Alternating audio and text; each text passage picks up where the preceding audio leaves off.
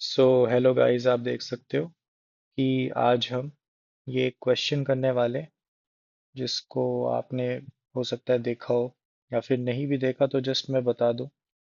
ये JEE advanced 2026 paper two में आया था। ठीक है। तो जेई एडवांस 2026 पेपर टू का ये सवाल है। मैट्रिसेस का सवाल है। सवाल काफ़ी टफ नहीं है। बहुत ही एक स्टैंडर्ड सिंपल सवाल है। बट यहाँ पे कुछ बारीकियों पे ध्यान रखना होता है हमेशा सॉल्व करते हुए। ठीक है। हर बार तुम्हें एक मुश्किल सवाल नहीं मिलना, पर जब एक सवाल मिलता है तो उसकी कुछ बारीकियों को ध्यान में रखते हुए ही चलना चाहिए। ठीक है कि हल्की सी भी चीज़ें इधर उधर होती है तो सवाल पूरा गलत हो सकता है। ठीक है। चलो फिर। तो यहाँ पर हमें ये क्वेश्चन 9 है। हमारे पास रियल नंबर का एक सेट डिनोट करा हुआ है कैपिटल आर से। आई हमारे पास इमेजिनरी नंबर है। हमें बोला है एस एक मैट्रिक्स है 2 बाई 2 की। एंड सिमिलरली टी भी एक मैट्रिक्स है 2 बाई 2 की। A B C D real numbers हैं। एंड एस एंड टी का जो मल्टीप्लिकेशन है वो ए बी सी डी बोला हुआ है। एंड हमें एक और सेट बिल्डर फॉर्म गिवन है। ठीक है। जिसमें हमें x प्लस आयोटा वाई या फिर एक कॉम्प्लेक्स नंबर कह सकते हैं, x और y रियल नंबर्स है, y पॉजिटिव बोला हुआ है। हमें फिर बोला है कि कौन सी स्टेटमेंट्स ट्रू हैं। इज आर मतलब मल्टीपल टाइप का सवाल है।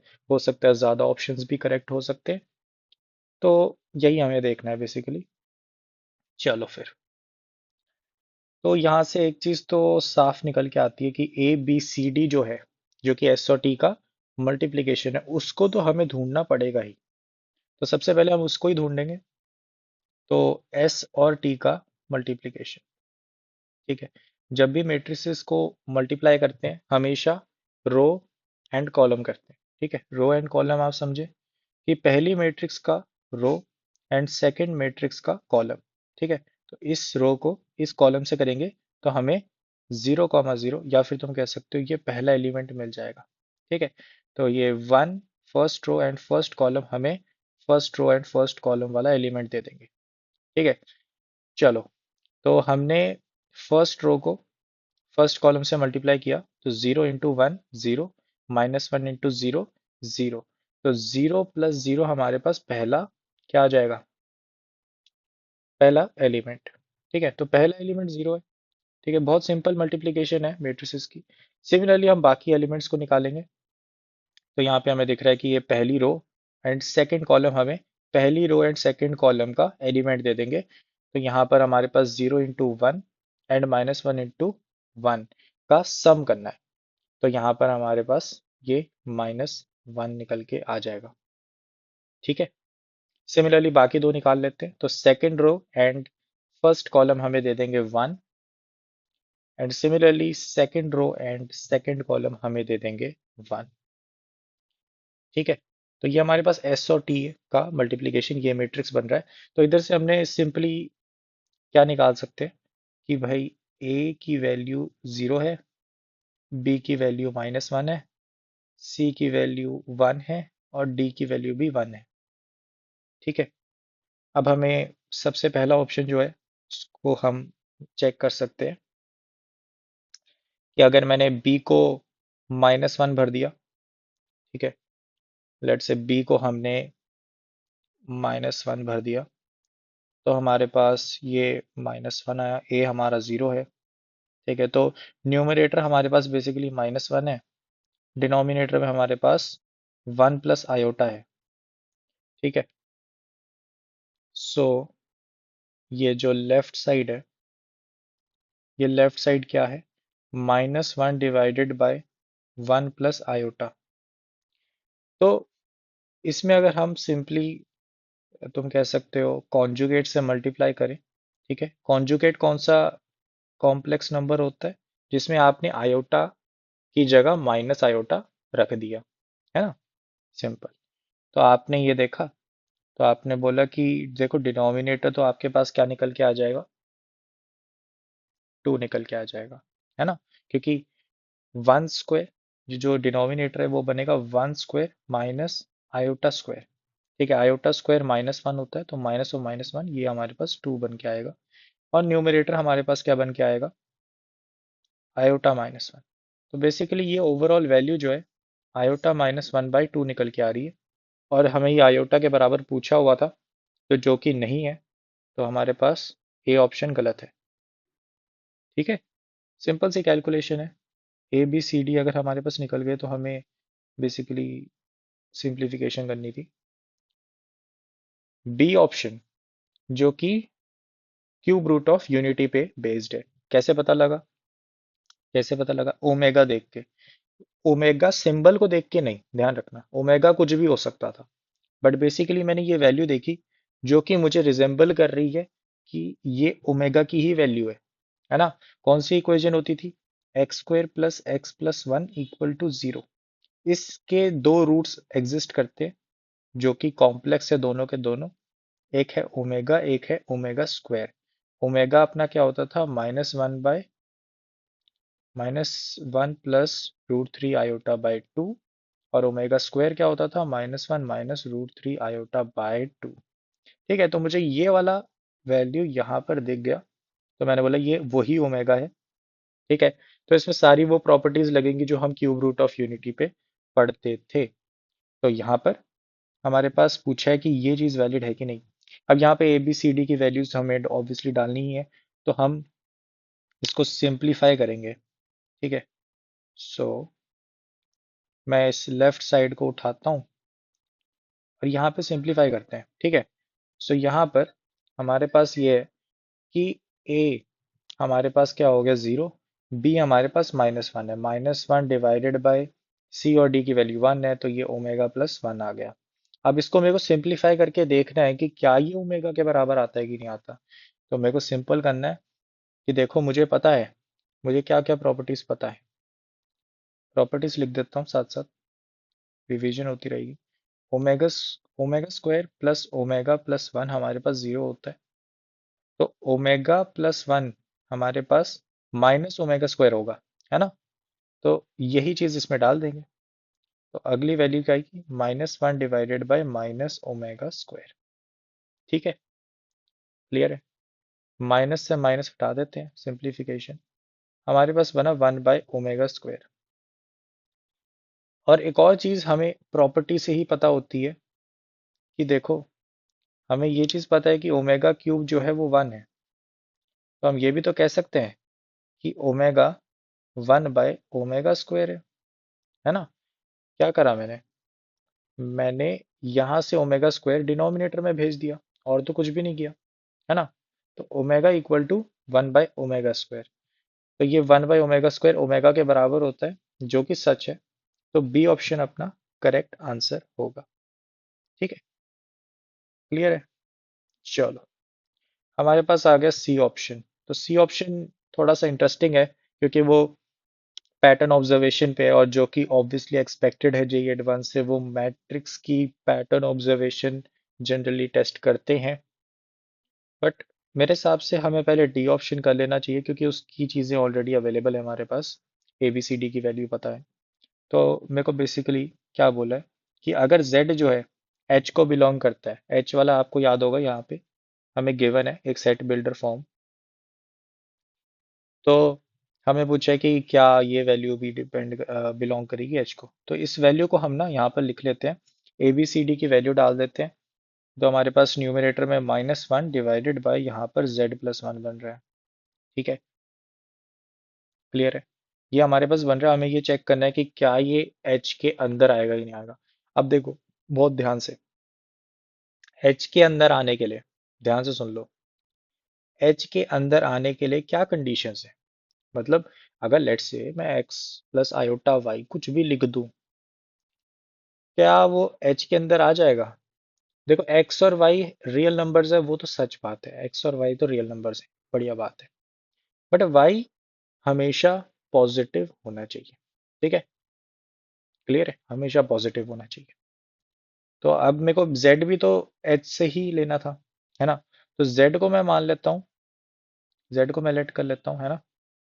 z को लेट कर लेते हैं, कि z हमारा x प्लस आयोटा y है, जहां पर y जो है हमारा ग्रेटर देन जीरो है। इस चीज को नहीं भूलेंगे, ठीक है। चलो, इस चीज को आप यहाँ पे डाल दो और सिंप्लीफिकेशन करते हैं। तो हमारे पास क्या निकल के आया कि इसकी अगली वैल्यू पे हम सिंपल बोलेंगे कि -1 divided by x plus one plus iota Y, है ना। मैंने सिंपल ग्रुपिंग कर दी। अब हम क्या करेंगे, कॉन्जुगेट सर्ट से मल्टीप्लाई और डिवाइड करेंगे। X plus one minus iota Y, X plus one minus iota Y, ठीक है। कॉन्जुगेट कैसे निकालते हैं बहुत क्लियर होना चाहिए। अगर ये कोई कॉम्प्लेक्स नंबर है तो आयोटा की जगह माइनस आयोटा रख के हमारे पास कॉन्जुगेट पेयर मिल जाता है उसका। तो हमने इसको मल्टीप्लाई करना है। ऊपर तो हमारे पास सिंपल बन गया कि minus of X plus one, ठीक है, and plus of iota Y. Denominator क्या बन रहा है, ये बहुत इंटरेस्टिंग रहेगा। डिनोमिनेटर हमारे पास बन रहा है एक्स स्क्वायर, ठीक है, एक्स प्लस वन का स्क्वायर, ठीक है, एंड प्लस में वाई स्क्वायर। अब मुझे, क्या मैं कंक्लूड कर सकता हूँ कि ये बिल्कुल सही, तुम कह सकते हो, आंसर है। तो बात है कि हाँ, कि ये अभी भी एच को बिलोंग करता है। कैसे, मैं आपको स्प्लिट करके दिखा देता हूँ कि अगर हम इसको ऐसे भी लिख सकते हैं कि minus x plus one divided by x plus one का square plus y square plus iota, और उसके साथ हमारे पास क्या है, y divided by x plus one का स्क्वायर प्लस वाई स्क्वायर। तो ये जो हमारे पास इमेजिनरी पार्ट है ना, ये जो हमारे पास इमेजिनरी पार्ट है, क्योंकि मैं ऑलरेडी माना हुआ था y पॉजिटिव है, तो न्यूमरेटर हमारा ऑब्वियसली ग्रेटर देन जीरो है। और जो डिनोमिनेटर है वो स्क्वायर्स का सम है, स्क्वायर्स का सम है। और जो x और y है वो हमारे रियल नंबर्स हैं, क्योंकि हमने उसको अकॉर्डिंगली माना था x और y रियल नंबर होंगे, क्योंकि हमने जो z है वो कहाँ से लेट किया था कि वो ऑलरेडी h का पार्ट है ना, तो वो रियल नंबर्स हैं। तो ये ऑलरेडी हमें पता था बात। तो अब हम क्या कह सकते हैं, हम कह सकते हैं कि ये पूरी चीज, ठीक है, this is greater than zero, and hence हमारे पास ये पूरा बिलोंग करता है एच को। तो ये बिल्कुल ही सही बात लिखी है इन्होंने कि ये बिल्कुल ट्रू है।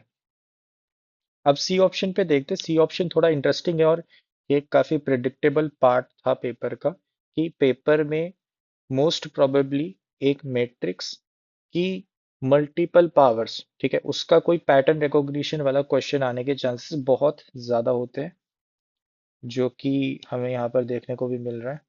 तो यहाँ पे मैं थोड़ी सी स्पेस बनाता हूँ और हम समझने की कोशिश करते हैं कि आखिर ये क्या पैटर्न हमसे पूछ रहे हैं और हम इसको कैसे सॉल्व कर सकते हैं, ठीक है।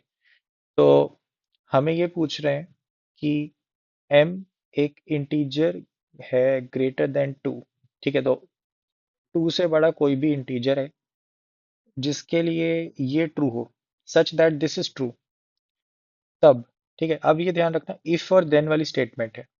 अगर ये स्टेटमेंट ट्रू है, ठीक है, तो ये स्टेटमेंट ट्रू होनी चाहिए। क्लियर है। तो S T square equal to S T की पावर m, ठीक है, such that m is greater than two. तो इस कंडीशन पे अगर हम सॉल्विंग करते हैं तो हमें क्या मिलना चाहिए कि m हमेशा हमेशा एक इंटीजर मल्टीपल ऑफ 8 होगा। समझ रहे हो, ठीक है, क्लियर है। चलो, अब देखो, सबसे पहले हमें एस टी की पावर m हम इन जनरल भी निकालने की कोशिश कर सकते हैं, ठीक है, जो कि हमें अल्टीमेटली निकालना ही होगा, ठीक है। तो हमें अब हमारा टारगेट क्या है, सिंपल, कि हमें फाइंड क्या करना है, एक general form, find general form of S T, ठीक है, एस टी की जनरल फॉर्म। कि एम क्या हो। ठीक है, एम क्या हो। तो general form of S T की पावर एम, ये हमें फाइंड आउट करनी है। तो इसके लिए हमें क्या करते हैं, हम बेसिकली पावर्स ही ढूंढते हैं। एस टी स्क्वायर ढूंढेंगे, एस टी क्यूब ढूंढेंगे, एस टी की पावर 4 ढूंढेंगे, एंड सो ऑन। ठीक है, क्लियर है। चलो, तो सबसे पहले एस टी स्क्वायर ढूंढते हैं। आपको जल्दी जल्दी मल्टीप्लिकेशन करना है, जितना हो सके, जितना हो सके। तो यहाँ पर मन में कैलकुलेशन करने की कोशिश करेंगे first row and first column की। तो first row and first column की जब हम मल्टीप्लिकेशन करके आंसर निकालेंगे तो वो -1 आ जाएगा। ठीक है, similarly first row and second column को अगर हम करते हैं तो हमारे पास -1 आ जाएगा। ठीक है, क्लियर है। जीरो जीरो कॉमा -1 इंटू, या फिर डॉट प्रोडक्ट कह सकते हो, -1 कॉमा 1। ठीक है, फिर second column and first, sorry second row and first column को करेंगे, so it will give 1। And similarly हमारे पास यहाँ पर 0 आ जाएगा। तो ये एस टी स्क्वायर है जो हमने निकाल लिया है मन में। ऐसे ही हम एस टी क्यूब निकालेंगे। ठीक है, एस टी क्यूब निकालेंगे। क्लियर है, मन में कैलकुलेशन करने की थोड़ी सी कोशिश करेंगे। तो हमारे पास क्या आ रहा है, यहाँ पर -1 आएगा। ठीक है, और यहाँ पर हमारे पास -1 आएगा। हमारे पास एस टी,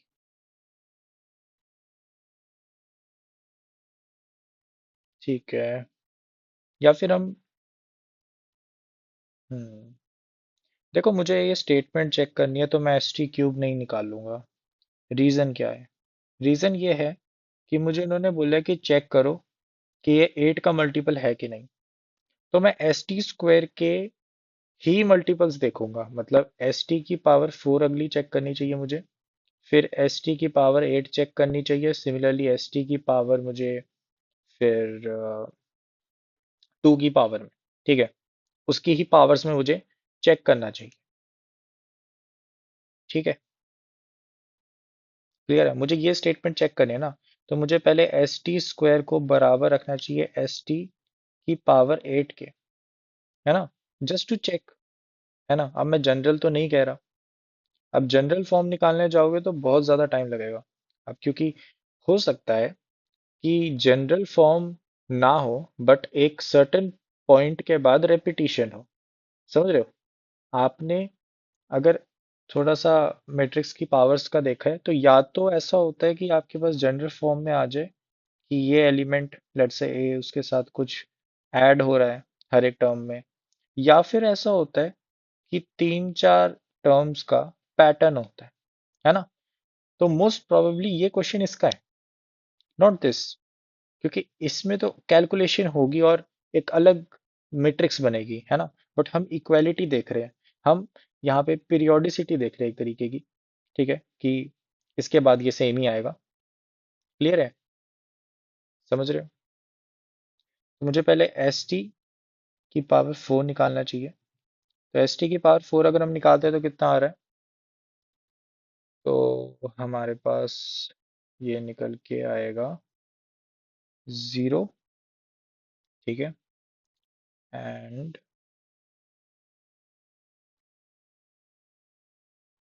1, हमारे पास और क्या आएगा, -1, -1। ठीक है, क्लियर है, ये एस टी की पावर 4 आ गया। ठीक है ना, एस टी की पावर 8 को देखते हैं। एस टी की पावर 8, तो जहां तक मैं देख पा रहा हूँ, जहां तक मुझे पैटर्न दिखा है अभी एक दो पावर्स में ही, कि ये जो है ना, ये रोटेट कर गया है 180 डिग्री। क्लॉकवाइज लगा लो या एंटी क्लॉकवाइज, ये ऐसे रोटेट कर गया है। 0 यहाँ पर आ गया, 1 यहाँ पर चले गया, -1 यहाँ पे आ गया, और इसका -1 यहाँ पे आ गया।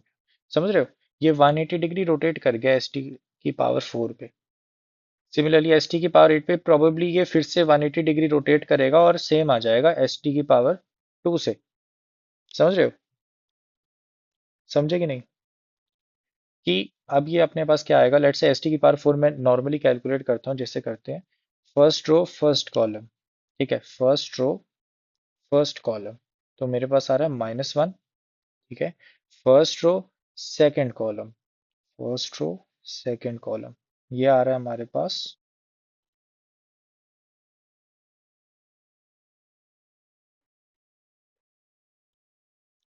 फर्स्ट रो सेकंड कॉलम -1, ठीक है।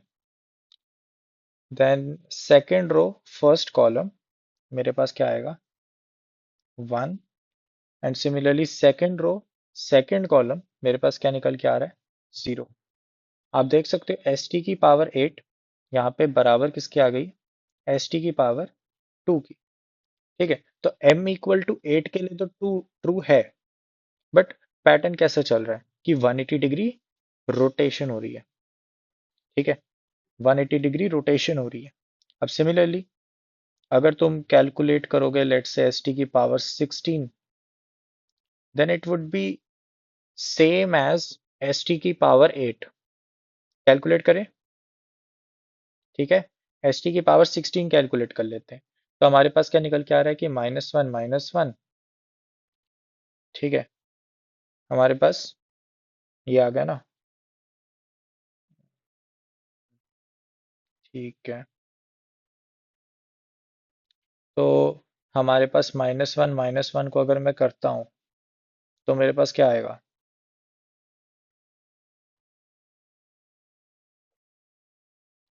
-1 तो मेरे पास आना चाहिए, -1 को करूँगा तो क्या आएगा, बताओ भाई। फर्स्ट रो फर्स्ट कॉलम, तो ये मेरे पास बनेगा 1 - 1 0, ठीक है, 0। तो ये डिफरेंट बन गया, ध्यान से देख लो, ये डिफरेंट बन गया। तो इसको अनडू करते हैं, ठीक है। तो हमारे पास ये डिफरेंट बन गया, ये फर्स्ट एलिमेंट हमारे पास क्या निकल के आ रहा है, 0। जबकि क्वेश्चन क्या कह रहा था, m is a integer multiple of 8। अब m को मैंने अगर 16 रख दिया जो कि इंटीजर मल्टीपल ऑफ 8 है, पर ये तो ट्रू नहीं निकला। यहाँ पे मैं एक्सपेक्ट क्या कर रहा था क्वेश्चन से, मैं एक्सपेक्ट ये कर रहा था कि अगर एस टी की पावर 16 भी एस टी की पावर 8 के बराबर आ गया, फिर ये स्टेटमेंट ट्रू हो जाती। कैसे, प्रूफ करके दिखाता हूँ। तो लेट्स से, जस्ट हाइपोथेटिकली फिलहाल हमें ये पता लग गया कि सी ऑप्शन गलत है, क्योंकि एस टी का स्क्वायर बराबर नहीं निकला एस टी की पावर 16 के। बट लेट्स से अगर ये निकलता तो आप प्रूफ कैसे करते, क्या और निकालने पड़ते, नहीं, प्रूफ हो जाता। कैसे, हम सिंपली कह सकते थे कि लेट्स से मेरे पास एस टी की पावर 2 है और वो एस टी की पावर 8 के बराबर है, मैंने ये बता दिया। बस हायर पावर्स होती है, लेट्स से मैं एस टी की पावर 8 का अगला मल्टीपल ले लेते हैं 24, ये ले लेता, तो मेरे पास क्या आता, मैं सिंपली कह सकता था कि भाई इसको ना ब्रेक कर दो, एस टी की पावर 16 एस टी की पावर 8, है ना। मैंने बेसिकली एसोसिएशन कर दी अलग अलग, और फिर मैंने बोला कि भाई एस टी की पावर 16 तो एस टी की पावर 8 के बराबर है, तो उसको कर दो छोटा। अब सिमिलरली ये दोनों मल्टीप्लाई होके क्या बनाएंगे, एस टी की पावर 16, फिर उसको छोटा कर दो, फिर इसको बोल दो कि भाई ये तो एस टी की पावर 8 के बराबर है। तो मैंने ये भी प्रूफ कर दिया कि 24 भी फिर बराबर होना चाहिए था। समझ रहे हो? अब सिमिलरली 32 का भी कर सकते हैं, 32 का करके दिखते हैं। 32 का भी कर सकते थे, अगर लेट से सेम आ जाता। तो हमने क्या बोला कि एस टी की पावर 32, क्या आप ये प्रूफ कर सकते हो, सिंपल है, एस टी की पावर 16 एस टी की पावर 16, ठीक है। आपने बोला एस टी की पावर 16 तो क्या है, एस टी की पावर 8, और ये भी क्या है, एस टी की पावर 8, दोनों मल्टीप्लाई करके क्या बनाएंगे, एस टी की पावर 16, ये भी किसके बराबर है, एस टी की पावर 8, और एस टी की पावर 8 तो ऑलरेडी एस टी की पावर स्क्वायर के बराबर है ना। तो ये 32 भी प्रूफ हो गया। अब सिमिलरली आप इसमें कितने भी ऐड करते जाओ, ये अल्टीमेटली रिड्यूस हो होकर एस टी की पावर 8 बन जाएगा। ठीक है, ये एस टी की पावर 8 ही बन जाएगा। क्लियर है?